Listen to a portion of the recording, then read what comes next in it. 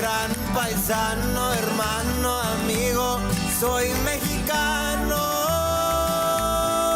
Y cambiamos de lugar, no de bandera, verde, blanco y rojo lo llevo en las venas. Como el águila volamos sin fronteras, rompemos la malla. Bienvenidas y bienvenidos a La Hora Nacional. Qué bueno que están aquí porque les tenemos un programa muy interesante.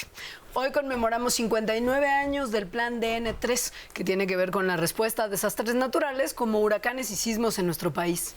También hablaremos con un paramédico que nos platicará de su experiencia en el campo para conocer un poco más de cómo es su trabajo. Además, el señor Adolfo Fernández Cepeda nos va a platicar de la Beatlemanía y su impacto en México. La música de los Beatles cambió el mundo y para hacerles un homenaje tendremos también al grupo Help.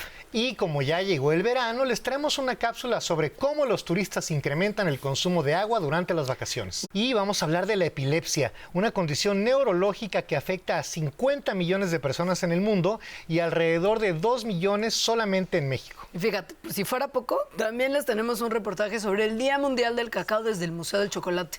Va a estar, literal, buenísimo. Deli. Así que empezamos.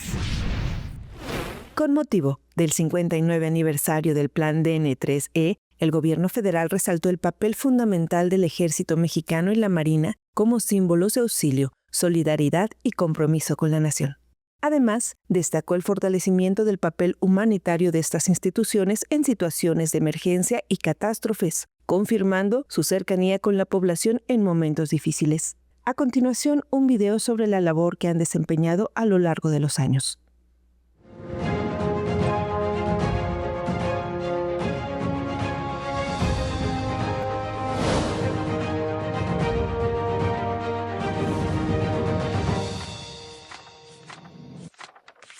A partir de 1910, nuestro México tuvo un cambio social sin precedentes.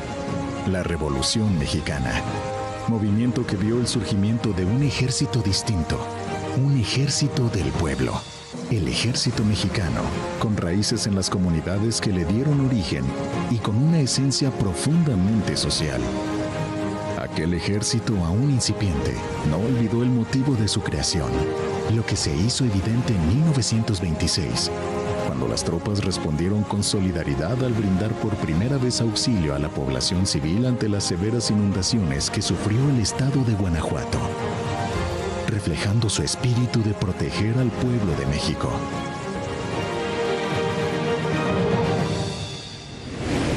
Con el paso del tiempo, y ya consolidado el ejército como una fuerza institucionalizada, se dio un paso adelante en 1965, con la formulación de un plan de auxilio a la población civil, que fue incluido en el Plan de Defensa Nacional número 3 como anexo E.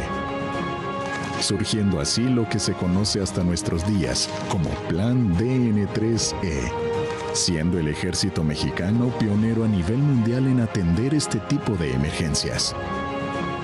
Pero fue hasta el 17 de junio de 1966 que la Secretaría de la Defensa Nacional dio a conocer a la opinión pública este plan, por lo que en este 2025 conmemoramos el 59 aniversario de su divulgación y puesta en marcha. Meses después, el 10 de octubre de 1966, el Plan DN3E se pondría por primera vez a prueba debido al desbordamiento del río Pánuco en los estados de Tamaulipas y Veracruz por el paso del huracán Inés, en donde los soldados de México hicieron patente su compromiso con el pueblo. El objetivo fundamental del Plan DN3E es aminorar los efectos de un desastre a través de 3 fases. Prevención, mediante la preparación y planeación para reaccionar en forma oportuna y tomar acciones para controlar riesgos. Auxilio, a través de la búsqueda y rescate de personas a las que se les brinda atención médica, apoyo con albergues y puentes aéreos para el traslado de víveres.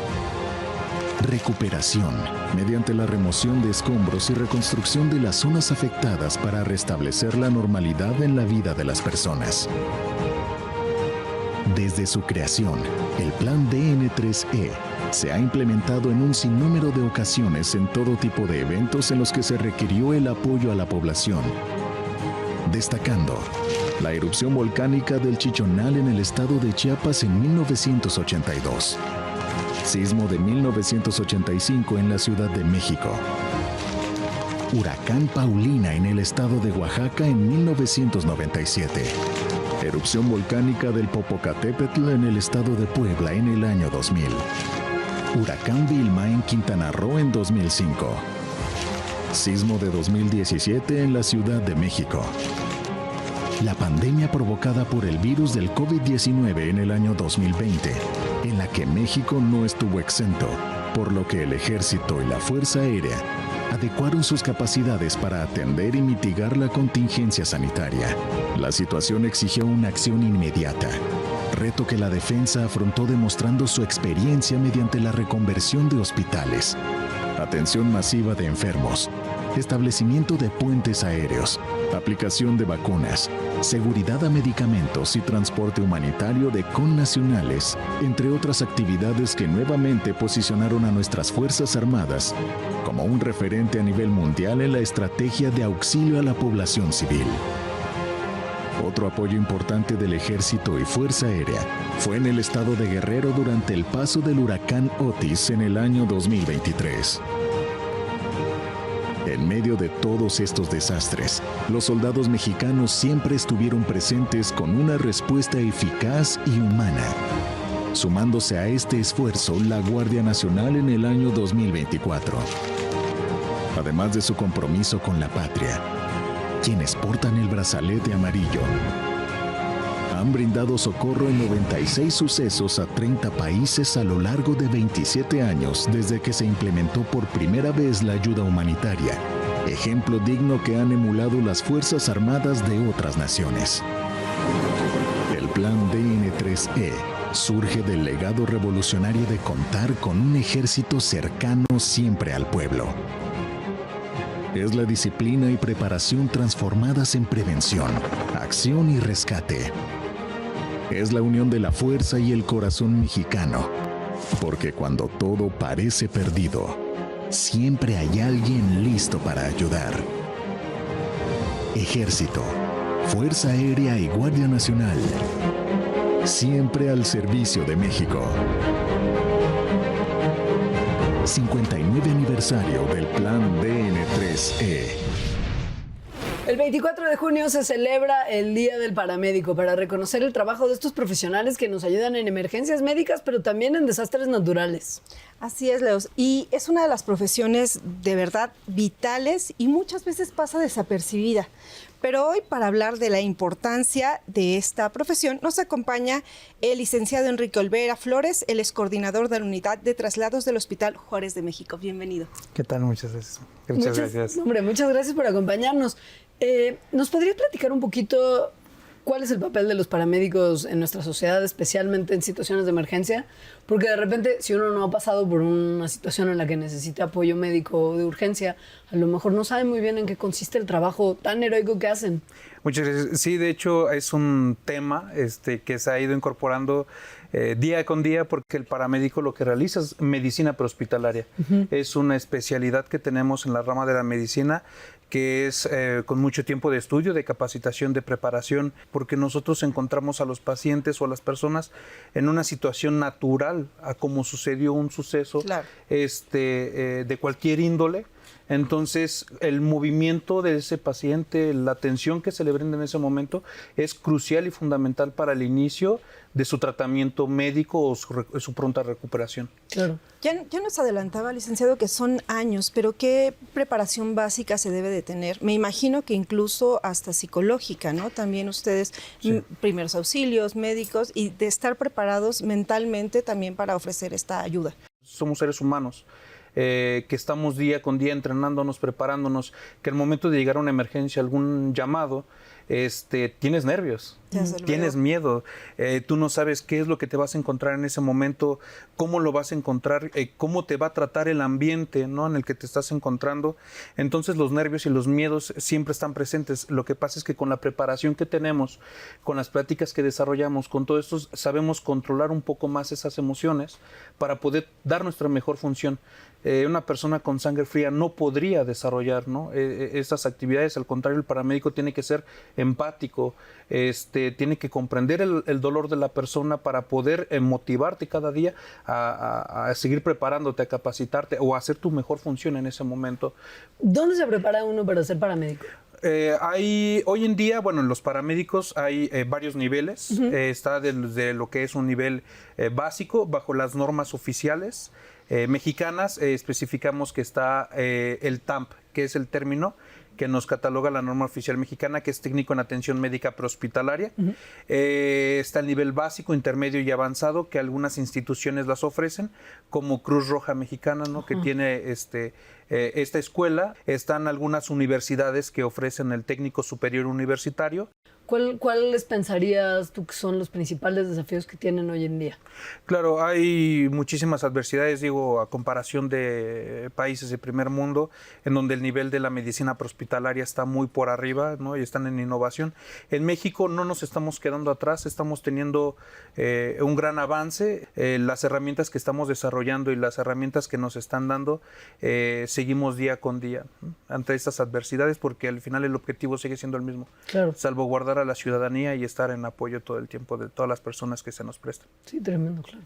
Y finalmente, licenciado, ¿cuál sería el mensaje que le daría a la sociedad? Pues también para que de alguna manera valoremos el trabajo tan esencial que desempeñan ustedes.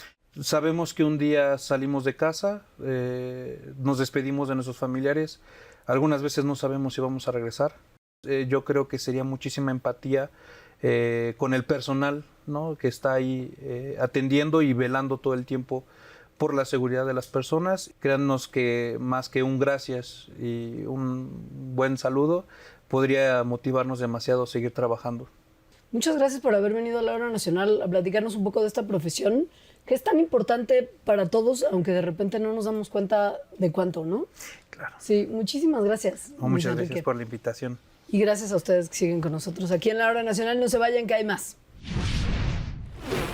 El señor Adolfo Fernández Cepeda, que todos conocen mejor como la Voz Universal, es un gran locutor con una voz de verdad inconfundible, que ha hecho muchísimo por impulsar la bitlemanía en nuestro país. Vamos a ver y escuchar la entrevista que nuestra compañera Rosalba Aguirre le hizo desde Querétaro, donde muy amablemente recibió en exclusiva a la Hora Nacional. Sí, muchas gracias también a nuestro corresponsal en Querétaro, René Delgado Caché, por su apoyo para realizar este material. Amigas, amigos de la Hora Nacional, el día de hoy tengo el honor de estar con una institución, una leyenda en la Radio Nacional. Estamos en la casa del señorón Adolfo Fernández Cepeda. Muchas gracias por esta entrevista. Gracias a ustedes, gracias a ti. Estamos a sus órdenes para platicar algo de la bitlemanía.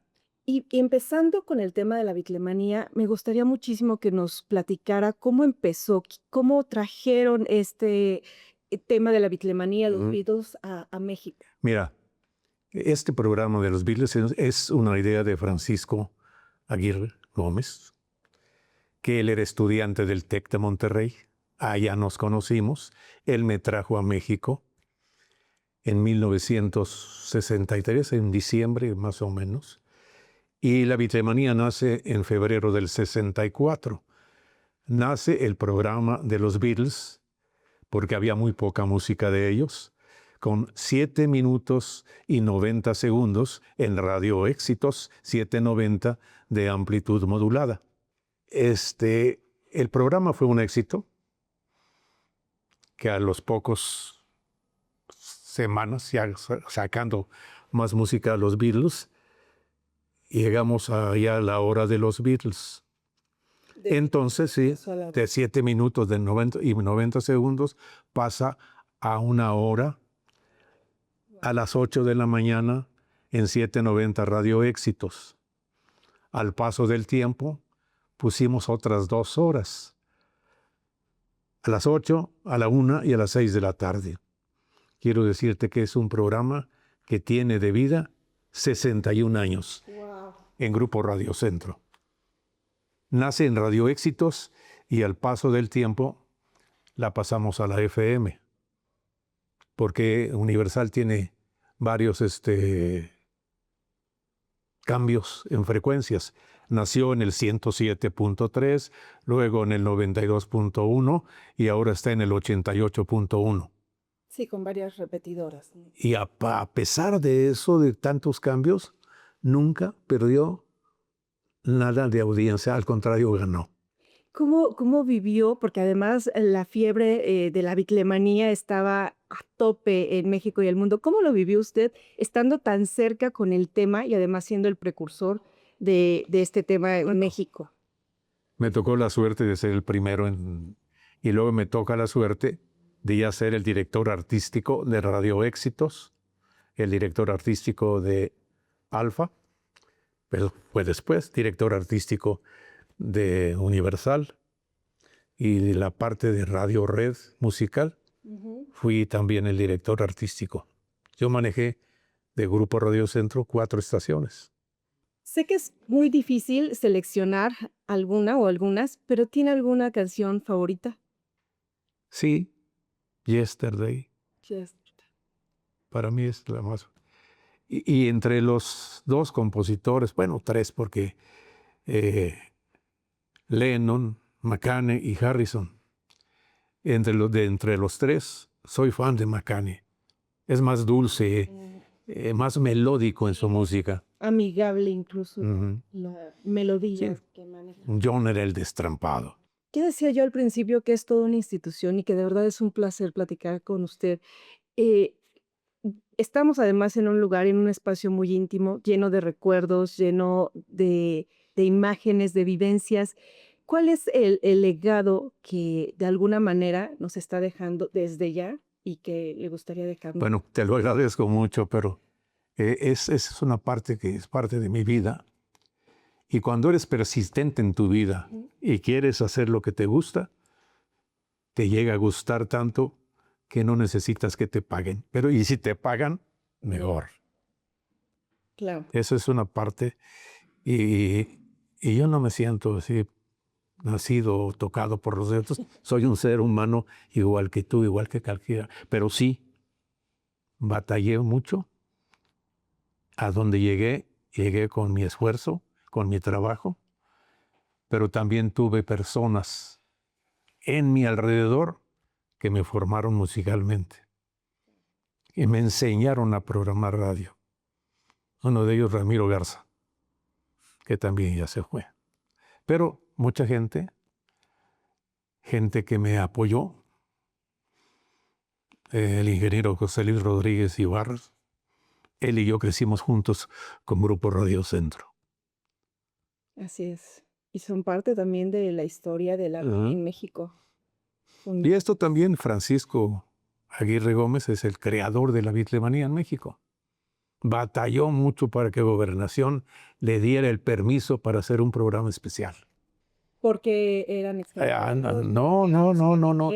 Antiguamente las leyes eran nada más para gobierno. Ahora ya estamos muy abiertos. Pero la bitlemanía seguirá siendo forever and ever. Y con este mensaje final, pues yo despido esta entrevista. Fue un gusto. Gracias por abrirnos las puertas de su casa aquí en Querétaro. De verdad, gracias por recibir a La Hora Nacional. Esta es tu casa y la de todos ustedes de la radio que me están escuchando en este momento. Gracias y muy buena noche. Muchas gracias. No se vayan, continuamos con más aquí en La Hora Nacional. El grupo Hell es una banda mexicana de tributo a los Beatles que se ha hecho muy famosa por su impecable interpretación y, como van a ver en un segundito, por su impecable caracterización también. Exactamente, impecable es la palabra, mi querida Leos. Llevan 39 años tocando prácticamente y siempre han logrado capturar la esencia y el espíritu de la banda británica por excelencia. Vamos a darle la bienvenida, por favor, aquí en nuestro estudio a André Montero Cortés en los teclados. Está Sergio Montero de Regil, él es John Lennon. Paco Montero de Regil es George Harrison. Marco Montero de Regil es Ringo Starr. Y Manu Negrete es Paul McCartney. Bienvenidos, muchachos, a La Hora Nacional. Qué gusto que estén por acá. Gracias. Al contrario, gracias por la invitación. Oigan, ¿por qué creen que México es un país que tiene esta relación tan intensa con los Beatles? Porque somos el único lugar del mundo donde hay programas de radio especializados de 1 hora entera de música de los Beatles. Hay, no nada más ustedes que llevan pues una vida entera haciéndolo, pero hay más bandas tributo que siguen tocando Fíjate que cuando comenzamos en el 81 a tocar amateur y ya después en el 86 ya profesionalmente, solamente habíamos como 4 grupos tributo a los Beatles en México. Han pasado 39 años y ahora ya no podemos contarlos, son más de 100, yo creo, en México. Crece. Sí, abajo, va para arriba. Es increíble porque en nuestras presentaciones, sobre todo en teatro, donde pueden ir las familias con los niños pequeños, vemos cómo los chiquillos se hacen fans, ¿no? Sí. O sea, después salen del concierto, ya son fans y al ratito nos ha tocado la experiencia de ver a esos niños hacer sus grupos tributo, ¿no? Y decirnos, es que gracias a ustedes nos inspiraron y bueno, eso es algo muy lindo. Oigan, yo quería preguntarles si alguna vez han tenido contacto con alguno de ellos o con alguien cercano a ellos, por ejemplo, con Olivia Harrison, por decir algo. Yo sí tengo una anécdota muy interesante. Corrí el año del 2012, lo fui a buscar al Four Seasons, pensé que iba a ser el único loco que iba a estar ahí en el Four Seasons. Sí, a ver a Paul. Entonces me empecé a hacer amigo de unos policías que estaban ahí en la esquina y ya estando el cotorreo con los policías me dicen de repente, bueno, te vamos a ser honestos, somos la escolta de McCartney, vamos a llevarlo al Estadio Azteca. Entonces me dice, bueno, pues vente con nosotros, pero esto es, o sea, debajo del agua. Me pusieron un chaleco antibalas, un casco, porque me dijeron, no puedo, o sea, si pasa algo tenemos que responder. Y yo, pues sí. Y entonces ya salen, sí, no sale McCartney en 2 minutos, 1 minuto, y de repente los gritos. Y lo más cerca que estuve, Paul, es que nos pusimos al ladito en un semáforo ahí sobre patriotismo. Revolución, bajan los vidrios y yo, Paul, y ya baja el vidrio y me saluda como a 1 metro y yo, y después ya llegamos a la Azteca y me dijeron, vente y vamos a ver si te puedes tomar una foto. Y entonces ya lo más cerca es que estuve como a 2 metros, se baja de su camioneta y yo quiero sacar mi teléfono, pero amago como si fuera a sacar. No. Y entonces me dicen inmediatamente los policías, no, olvídalo. Y yo, mi foto. Hemos tenido la oportunidad de estar en la ciudad de Liverpool, allá en Inglaterra, en varias ocasiones. Hemos ido al festival de Beatle Week. De hecho, bueno, tuvimos la oportunidad de grabar en los estudios Abbey Road, los estudios de los Beatles, una canción original del grupo Hell, una canción de Love Is So Easy en el 2001. Y bueno, pues ahí en esa grabación, en esas épocas, conocimos a Cruz Borman, también conocimos a la hermana de John Lennon, a Alan Williams, el primer manager de los Beatles. Al que los dejó. Alan Williams fue el primer manager de los Beatles, pero él le dijo a los Beatles, no, ustedes no les veo futuro, no me convencen, tocan muy lento. Entonces estamos en el evento ya en 2001, pasa la escena, estamos tocando en un bar y Alan Williams estaba ahí en el bar viéndonos tocar y me dice, no, es que ¿por qué tocan esa música tan lenta? Toquen algo más alegre. Le dije, a ver, tú dejaste ir a los Beatles. ¿Cómo nos estás diciendo que hacer? Sí, no, más en la vida. O sea, no puedo darle consejo a nadie de nada. Ni de moda. Sí, por nosotros fuera, obviamente pasaríamos la hora entera escuchando anécdotas, pero queremos aprovechar para que nos cuenten dónde los podemos ver próximamente, porque ustedes tocan un montón y nos queremos ir a verlos. Sí, gracias. Pues visiten nuestras redes sociales. Estamos en Facebook como Grupo Hell Oficial, TikTok e Instagram, Grupo-Hell. Por WhatsApp, contrataciones, el número es 55 32 40 51 66. Todos los miércoles a las 7 de la noche en YouTube, en vivo.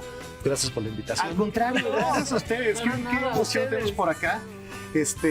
A las nuevas generaciones también. Qué padre que estén por acá y pues van a tocar además. Entonces, por favor, no se vayan, porque eso se va a poner muy bueno.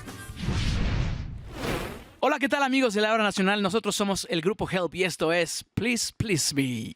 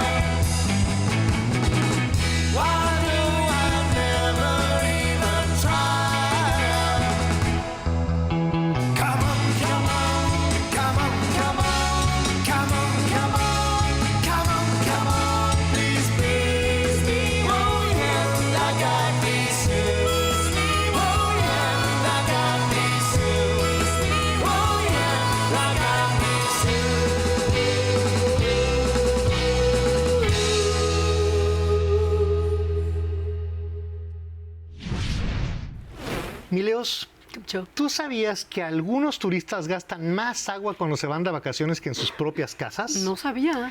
Pues este consumo excesivo puede ponerle mucha presión a los recursos hídricos de las localidades que visitan. Sí, vamos a ver y escuchar una cápsula de UNAM Global TV. Ahí vamos a poder conocer cuáles son las razones detrás de este comportamiento. Ya no es el futuro de la escasez del agua, ya es la realidad y me parece que sigue habiendo una carencia de conciencia respecto al uso.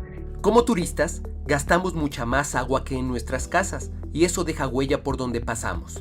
El consumo promedio de los turistas sigue siendo alto contra el gasto de los habitantes locales, que es de entre 100 litros al día, que puede llegar a ser en un equiparable como a 3-1 o 2-1. Si hablamos en un destino, por ejemplo, un destino de playa, un destino que recibe turismo masivo, puede llegar a ser de hasta 3 o 4 veces más. Según la OMS, una persona debería gastar entre 50 y 100 litros de agua al día para satisfacer sus necesidades. El mexicano promedio usa 366, lo que pone al nuestro como el quinto país con mayor consumo hídrico per cápita. Esta disparidad se ve también en nuestra industria turística. El consumo del agua correspondiente a la industria del turismo es inferior al 1% del total mundial. En México, con datos de la Semarnat del año 2019, el turismo en México representa el 2% del consumo total del agua en país. Esto es el doble del promedio. La situación actual hace preciso cambiar de paradigmas, pues la mayoría de las veces se hace turismo sin planeación, como si los lugares visitados tuviesen recursos inagotables y, además, capacidad ilimitada. Y la capacidad de carga es medir precisamente el número máximo de turistas que puede recibir un destino. Y ya cuando se excede, pues quiere decir que entonces algo ya no está bien. Hemos llegado a un punto límite. A fin de abrir diálogo y proponer soluciones, la UNAM ha creado una carrera única, la de Turismo y Desarrollo Sostenible, impartida en la ENES León. Es la primera licenciatura nueva, completamente distinta, única, disruptiva, porque vamos justamente con esa visión. Turismo no es sinónimo de veraneo, ocurre todo el tiempo, como cuando viajamos por trabajo, pero sus efectos negativos suelen acentuarse en vacaciones. Aminorarlos depende en gran parte de nosotros si realizamos pequeñas acciones, como no excedernos en el tiempo de ducha o no pedir que laven nuestra ropa de cama o toallas a diario. Posiblemente el municipio, el destino no te lo va a decir como tal, cuida el agua, ¿no? Eso es un tema de una autorresponsabilidad.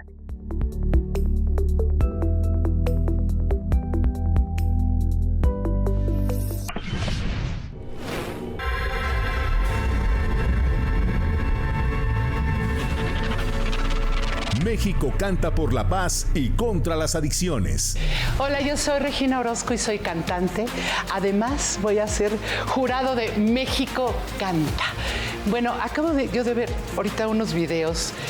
De verdad, nos pusimos a llorar, la piel se me hizo chinita, más de 15,000 concursantes, chicas, chicos, de México, de allá de Estados Unidos, binacionales, son 3 categorías.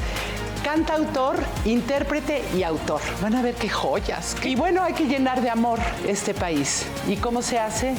Con música, con corazón y pues con todas estas talentas que tenemos.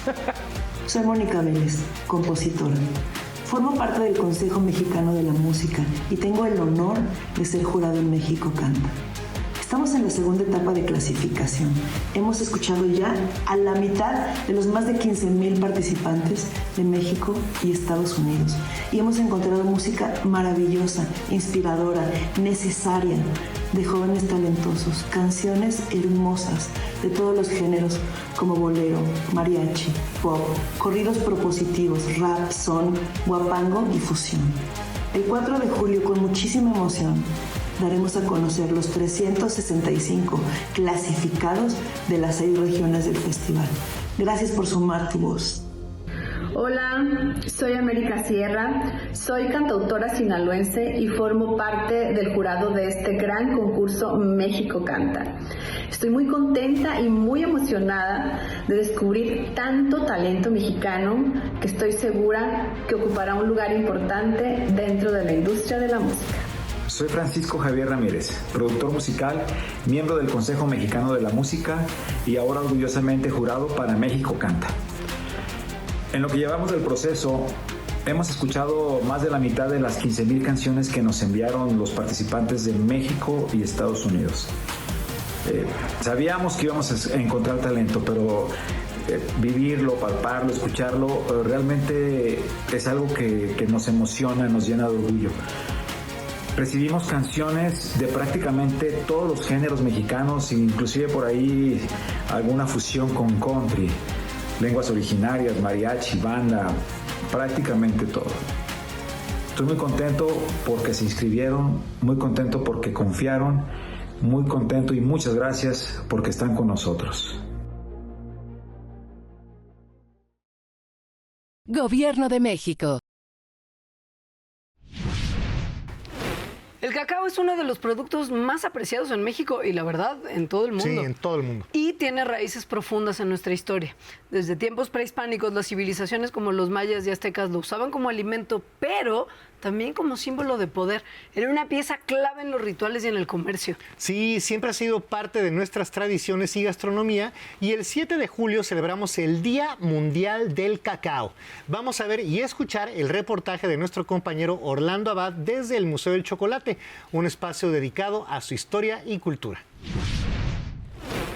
México lindo y querido, nos encontramos en uno de los lugares favoritos de muchos de ustedes, aunque aún no lo sepan. Estamos en el Museo del Chocolate, un lugar histórico y con relevancia mundial. Ahorita vamos a platicar mucho a fondo del chocolate, pero primero hay que presentar a nuestra invitada, la arquitecta Ana García Lascurain, que además ya nos dijo que nos hablemos de tú, que estamos Orlando. En confianza porque nos metimos hasta la cocina.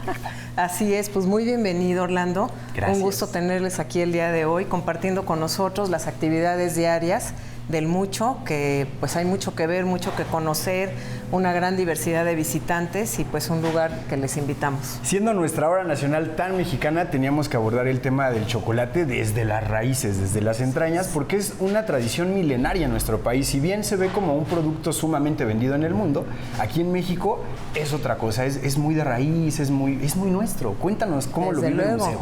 Pues mira, la historia del chocolate es la historia de México. Tenemos, como bien dices, milenios de estar honrando el cacao en México, de usarlo no solamente como un alimento, una golosina, como lo vemos quizás en muchas ocasiones, sino como toda una construcción cultural con muchas raíces, con una gran profundidad y con una gran estima que perduran hasta hoy en día en toda la República Mexicana. Es increíble cómo en donde nos ponemos en México siempre hay una referencia del chocolate. Aquí en el museo hemos dado diversas vueltas y encontramos reliquias artísticas y también de la técnica del chocolate que culmina y se corona aquí viendo a los chefs trabajar. Platícanos, por favor, un poquito de cómo es que el museo va retratando y reivindicando el proceso artesanal y tradicional del chocolate. Muchas gracias, pues es muy importante destacar, primero que nada, la labor de los productores de cacao. Esta maravilla que es el alimento de los dioses que tenemos aquí, con el cual se está trabajando y que todos gozamos tanto, es el resultado de un cuidado enorme de los paisajes mexicanos y de cada una de las mazorcas de cacao que con la mano y el cuidado de familias llegan hasta nuestras bocas y que además son sistemas agroforestales diversos. Esto quiere decir que el cacao no crece solito en el campo, sino que forma parte de un bosque natural, ¿no? De una selva natural en Tabasco y en Chiapas, en donde lo acompañan árboles maderables, frutales, una increíble variedad de todo tipo de especies, desde las más milimétricas, como pueden ser hongos o insectos o artrópodos, hasta estos grandes árboles como la ceiba sagrada de los mayas. Oye, platicábamos hace ratito de cómo es que el chocolate llega a nuestra boca, pero va pasando desde aquí hasta lo que decíamos del mucílago, luego tostarlo, molerlo. Dentro de toda esta magia, ¿qué es lo que tú ves que los turistas, la gente que viene a visitar el museo, descubre? Porque no es nomás echárselo a la boca y ya. No, desde luego. Y es muy importante, desde la primera experiencia del museo, es que le conviden a uno una de estas almendritas de cacao que vienen de las manos, nuevamente lo reitero porque merece la pena, de productores, de familias productoras de cacao que nos lo entregan con un gran cuidado y un gran respeto. Y esa prueba de la almendra de cacao pues ya te empieza a preparar para entender esta profundidad de sabor, por qué nos gusta tanto, por qué es tan celebrado el chocolate en el mundo y por qué es una cultura tan importante en México. El visitante luego recorre las salas y ahí va a ver obras de arte contemporáneas, pero también piezas de arte antiguas y una serie de enfoques que van variando en la narrativa del museo que te van haciendo comprender esta gran cultura. ¿Por qué crees que es importante reconocer ese lugar histórico y sagrado que tiene el chocolate? Qué buena pregunta. Pues creo que la humanidad, siempre interesada en el origen de los alimentos, ahora en especial está buscándolo más, ¿no? Nosotros como consumidores queremos saber de dónde viene esta tablilla de chocolate que me estoy tomando, qué hay detrás de allí, quiénes lo produjeron, de qué región viene, cómo es esa región. Y en particular en el chocolate, en la última década, yo te diría, ha evolucionado mucho esa búsqueda por el origen. Podría decir que este es el museo más delicioso de México, porque ya por ahí nos contaron que hasta luego se lo quieren comer. Una de las cámaras las tablillas, sí, lo sé. Pues esa ha sido una acción muy bonita. Nuestro cuarto del chocolate está hecho con chocolate de cacao mexicano, o sea, no hay trampa. Y la idea es que lo aprecie uno no solamente por la boca, sino por un momento físico en el que estás oliendo y dándote cuenta pues de la magnitud de esto, el color, la sensación de estar rodeado de chocolate, ¿no? Céntrico, bonito, agradable, un lugar muy cultural. Muchas gracias, Ana, por recibirnos gracias aquí con, a ti, con los Orlando. chefs. Gracias a los chefs y gracias a todo el equipo de la Hora Nacional y pues siempre todos bienvenidos en la Ciudad de México. Disculparán ustedes el peinado, pero bueno, pues era cuestión del taller. Nosotros seguimos aquí en el programa más antiguo de la radio en el mundo, nuestra Hora Nacional. Wow. Pues hoy vamos a hablar sobre la epilepsia, que es un tema muy importante porque se calcula, Mileos, que en el mundo unos 50 millones de personas tienen epilepsia y en México alrededor de 2 millones. Sí, y además es un trastorno neurológico alrededor del cual hay un montón de mitos, mucha desinformación, y esto obviamente hace muy difícil la comprensión y el apoyo para personas que la padecen. Entonces, para platicar del tema, nos da mucho gusto tener con nosotros al doctor Manuel Alejandro del Río Quiñones. Él es neurólogo, epileptólogo y subdirector de consulta externa del Instituto Nacional de Neurología y Neurocirugía, Manuel Velasco Suárez. Bienvenido, doctor, muchas gracias por estar con nosotros. Muchas gracias, es un gusto estar aquí para hablar de la enfermedad y desmitificar. ¿Cómo se diagnostica la epilepsia y cuáles son los métodos más efectivos para identificarla? Esa es la primera pregunta que creo que es muy importante. Claro que sí. Mira, hay que empezar por definir lo que es la enfermedad, ¿no? Uh-huh. La epilepsia es una enfermedad cerebral que ocurre cuando las descargas que normalmente ocurren en el cerebro se empiezan a acelerar y a hipersincronizar. Se vuelven muy rápidas y muy aceleradas, como si fuera una especie de cortocircuito en el cerebro. Y entonces las manifestaciones de la enfermedad son las crisis epilépticas, que pueden ser muy variadas.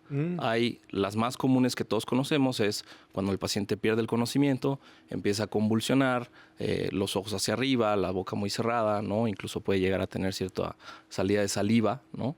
Esa es la más dramática y la que todos reconocemos. Pero la epilepsia se puede manifestar de muchas otras formas. El cerebro es un mapa, entonces dependiendo de dónde inicia la descarga de ese mapa de funciones es lo que te va a dar a ti como manifestación clínica. Okay. A veces hay crisis muy sutiles que pueden ser del olfato, o sea que la persona alucina algún olor o que se desconecta unos breves momentos, las famosas crisis de ausencia, y entonces pueden no llegar a reconocer a las personas a su alrededor. Ah, wow. ¿Eso es un ataque epiléptico también? Bueno, un episodio, perdón. Sí, cuando las personas tienen una convulsión ya florida es cuando todos las sabemos reconocer. Ajá. Y ahí pues obviamente lo primero que hay que hacer es acudir con un médico para atender ese primer evento, esa primer crisis y ser diagnosticados. La epilepsia de forma general se diagnostica con 2 o más de estos episodios que se repitan o si apenas tuviste uno, te podemos hacer un examen de electroencefalograma para ver si estas descargas se están repitiendo en tu cerebro y hacer el diagnóstico. Oye, ¿qué pasa, ¿qué pasa en el cerebro que desencadena la epilepsia? ¿Se sabe? Esa es la parte interesante en el sentido de que hay muchas cosas que pueden generar estos falsos contactos o cortocircuitos. La epilepsia como tal es un grupo de enfermedades, más que ser una sola. Y las causas son súper variadas y abarcan desde infecciones cerebrales. La más famosa que todos tenemos en mente es la neurocisticercosis, que es una parasitosis cerebral, pero puede ser ocasionada por muchas otras cosas, como por ejemplo tumores cerebrales o malformaciones de los vasos sanguíneos cerebrales, a veces en adultos mayores arriba de 65 años que tienen un infarto cerebral conocido como embolia o una hemorragia cerebral conocida como derrame. Puede eso ser causa de epilepsia.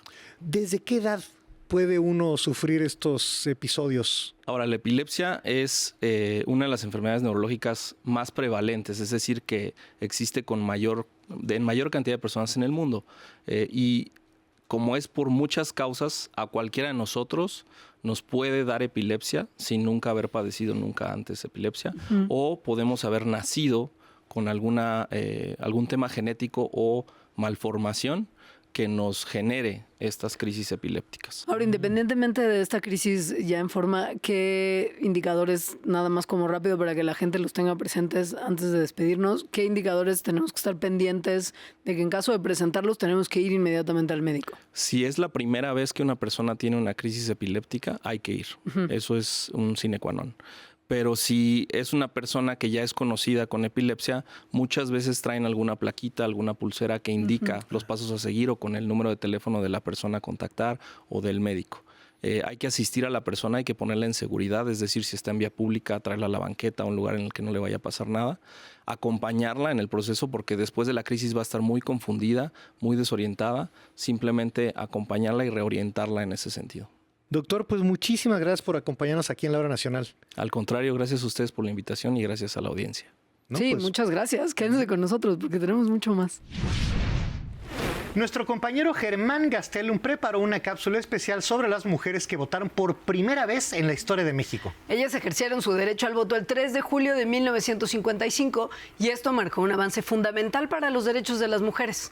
Vamos a conocer más detalles de este acontecimiento tan importante. El 3 de julio de 1955, las mujeres mexicanas ejercieron su derecho al voto por primera vez en elecciones federales. Este momento marcó un hito importante en la lucha por la igualdad de género en México. La lucha por el sufragio femenino en México comenzó a principios del siglo XX. Mujeres como Hermila Galindo, Elvira Carrillo Puerto y Amalia González Caballero de Castillo fueron pioneras en la lucha por los derechos políticos de las mujeres. Amalia González Caballero del Castillo León fue una destacada promotora del voto femenino y trabajó incansablemente para lograr la aprobación de la reforma constitucional que otorgaba el derecho al voto a las mujeres mexicanas. Un momento emblemático. El 3 de julio de 1955, millones de mujeres mexicanas acudieron a las urnas para emitir su voto en las elecciones federales. Este momento fue un paso importante hacia la igualdad de género en México y marcó el comienzo de una mayor participación política de las mujeres y sentó las bases para futuras generaciones de mujeres líderes en México. Hoy en día, las mujeres mexicanas siguen luchando por la igualdad y la justicia en todos los ámbitos de la sociedad. El voto femenino en 1955 fue un paso importante hacia la igualdad de género y su legado continúa inspirando a las mujeres mexicanas a seguir luchando por sus derechos y a participar activamente en la política y la sociedad. Un gran ejemplo de todo ello, que actualmente tenemos una presidenta mujer. La labor de las mujeres, como Amalia González Caballero, como Hermila Galindo, es recordada y celebrada como un ejemplo de dedicación y compromiso con la causa de la igualdad de género. Hello, hey, this is John Lennon. Vamos a interpretar ahora para la Hora Nacional la primera grabación oficial de los Beatles. Somos el grupo Help. Esto es Love Me Do.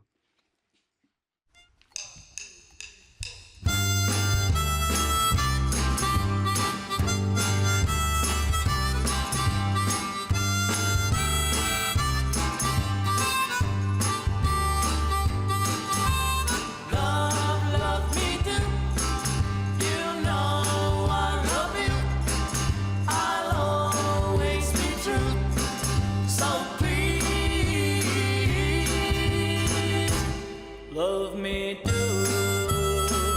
whoa, love me do.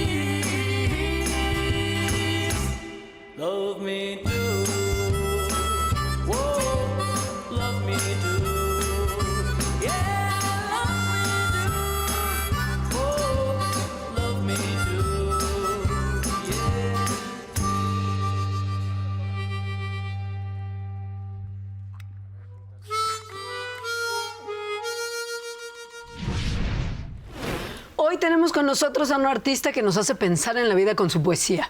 Él es un poeta náhuatl invidente que es parte muy importante de la poesía indígena moderna, fusionando la tradición y el arte universal. Eugenio Valle, bienvenido a La Hora Nacional. Es un gusto tenerte por acá.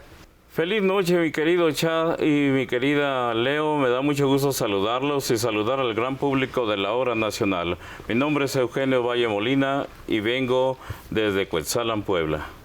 Eugenio, platícanos un poquito de tu proceso de inspiración para empezar a escribir poesía y qué fue lo que te inspiró a escribir en náhuatl. Yo nací hace muchos años, en 1973, en una comunidad que se llama Lahuacapan, en el hermoso pueblo de Cuetzalan, y siempre me gustó leer, y escribir, y con el tiempo pues quise escribir mis propios poemas, mis propios cuentos. Por problemas de salud tuve que venir a la Ciudad de México y aquí desarrollé mi carrera literaria, aunque siempre he vuelto a mis raíces, y por eso ahora vengo a comentar el proceso de creación de este libro que se llama Pipitzcanime, versos en náhuatl y en español. ¿Y cuál es el proceso que seguiste, el proceso de creación? Escribir desde mis raíces, desde mi lengua materna, que es el náhuatl, poemas que hablan de la naturaleza, del amor, de la infancia, de la adolescencia. ¿Qué proyectos tienes en mente para el futuro? ¿En qué estás trabajando? Ya sea en la poesía, en la difusión de la cultura náhuatl, en cualquier área. Mi intención es continuar escribiendo, publicando libros. Estoy preparando un libro de cuentos y microficciones en náhuatl y en español. El libro se va a llamar Los Milagritos de Don Eleuterio, y es un homenaje a mi padre, a la gente de mi tierra, a Cuetzalan, a su música, a sus tradiciones, a su comida, porque siempre he estado cerca de mis raíces. Aunque emigré hace muchos años a la Ciudad de México, siempre vuelvo a esas calles lluviosas, neblinosas, y comunicar eso a través de la literatura es lo que me interesa seguir haciendo. Oye, Eugenio, ¿qué mensaje le darías tú a los jóvenes y a las personas con discapacidad que quieren seguir sus sueños artísticos, sus sueños culturales? Una persona con todas sus facultades tiene que cumplirse los sueños, pero una persona con alguna discapacidad, ya sea visual o de otra especie, de otra índole, tiene también que perseguir sus sueños y alcanzarlos. Yo creo que algo que a mí me motivó a escribir y publicar fue eso, precisamente el saber que tenía que ocuparme en algo, y qué bueno, creo que la literatura me ha ayudado en muchas situaciones, en muchas circunstancias, y es un estilo de vida. Escribir es un estilo de vida, y creo que los jóvenes con discapacidad o sin discapacidad tienen que perseguir y alcanzar sus sueños. Ay, Eugenio, pues antes de despedirnos, ¿no querrías compartirnos un poquito de tu trabajo? Claro que sí, voy a leer un poema con mucho gusto en náhuatl y en español de mi libro Pipitzcanime, golondrinas, talnamiquilis, nimoixajaqui, se talnamiquilis, nescahuilia, in Pipitzcani. Nostalgia. Alzo los ojos, me deja un recuerdo, la golondrina. Miacta Socamatic, muchas gracias. ¿Quisiera usted despedirse en su lengua? Claro que sí.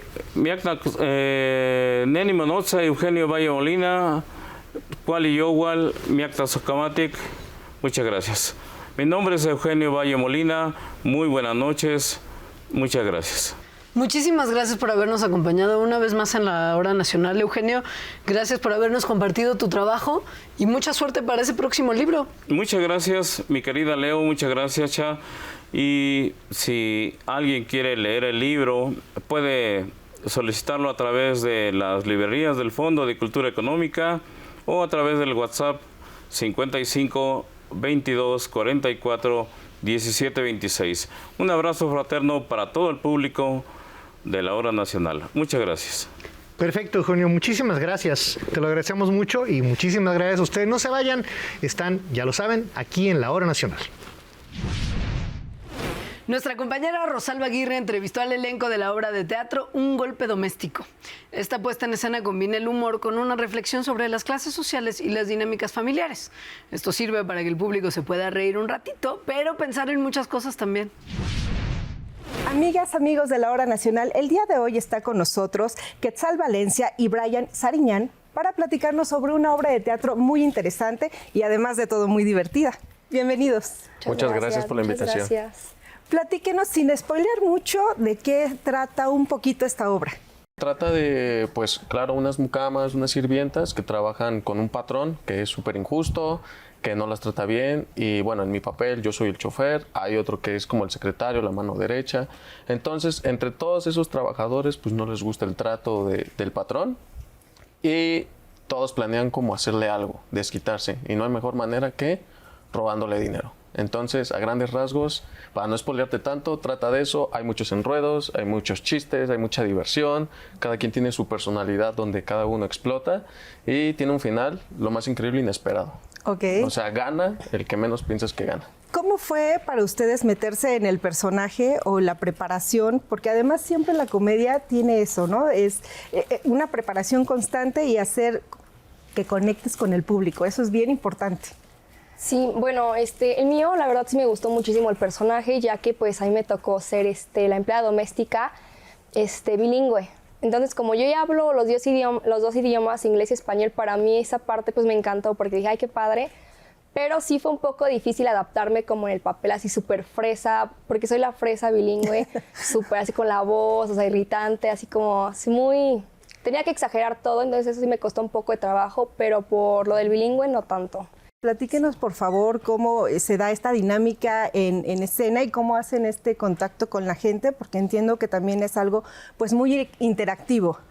Pues fíjate que a mí en lo personal, a mí sí, yo he aprendido mucho porque estamos en un elenco muy grande, con grandes estrellas de la comedia, como es en este caso la Chupitos, JJ, y son exigentes, o sea, son muy bravos, en los ensayos te corrigen mucho y eso me gusta. En lugar de estresarme, yo aprendo de ellos, he aprendido muchas cosas, mi fuerte no es la comedia, pero me gusta porque me está retando a mí mismo y aprendo de grandes figuras. Lo siento como un equipo, una familia, porque nos apoyamos todos con todos. Se siente muy cómodo. Nos hemos adaptado muy bien, creo que todos. Y así como dijo mi compañero Brian, creo que no nos regañan, sino yo lo veo más como consejos. Yo nunca lo he visto como un regaño, al contrario, sí, no. Siento que ambos, bueno, yo que apenas estoy empezando en esto, puedo aprender muchísimo de todos ellos que ya llevan una trayectoria. Que el hecho de que ustedes lo disfruten también hacen que justo el público podamos disfrutarlo de esa manera. Sí, es algo muy bonito, me gusta mucho. A ver, platíquenos, ¿dónde se están presentando? ¿En qué días? ¿En qué horarios? Estamos en el Teatro Pedregal todos los miércoles a las 8. Así es, Teatro Royal Pedregal, todos los miércoles a las 8, no se lo pueden perder, por favor, Golpe Doméstico. Si quieren pasar un buen rato de carcajadas, divertirse, salir de su rutina estresante, donde se van a olvidar un rato de todo y nada más van a ir a reírse, es el lugar indicado, la obra indicada, donde no pueden perderse con este maravilloso elenco, Quetzali, JJ, Chupitos, Olga Sana, también una grandísima dirección, Julio Alegría, Carlos Anro, entonces no se lo pueden perder, la verdad es que es increíble. Suena justo así, a que es imperdible y es para pasar un muy buen rato. Sí. Quetzal, Brian, les agradezco mucho esta entrevista y qué bueno que vinieron a invitarnos a todos aquí en la Hora Nacional. No, muchas gracias a ti, les agradecemos a todos. Igual, les reitero, Golpe Doméstico, cada miércoles a las 8 de la noche, Teatro Royal Pedregal. No se lo pueden perder a todos ustedes, familia hermosa. Les mandamos un besote. Brian Sariñán, Quetzal y Valencia. Nos vemos pronto. Pues ya escucharon, hay que ir al teatro y qué mejor que ver Golpe Doméstico. Amigas, amigos, continuamos con más aquí en la Hora Nacional. Bueno, mi chapos, llegó el momento de despedir la hora nacional de esta semana porque ya se nos acabó un domingo Ya más. sé. Pero fíjate, mi Leos, esta vez vamos a cerrar con una frase de los Beatles, de su canción The End, que dice así, que es una frase hermosa. And in the end, the love you take is equal to the love you make, y al final, el amor que recibes es igual al amor que das. Mira, corazoncito para ti. Totalmente. Para mí, para el Cuarteto de Liverpool. Y para toda la gente que sigue nuestra transmisión en vivo, muchas gracias. Y también gracias a todos los que están pendientes de nuestro contenido exclusivo en YouTube y obviamente de nuestras redes sociales. Hasta la próxima. Esta fue una producción de la Dirección General de Radio, Televisión y Cinematografía de la Secretaría de Gobernación. Gobierno de México.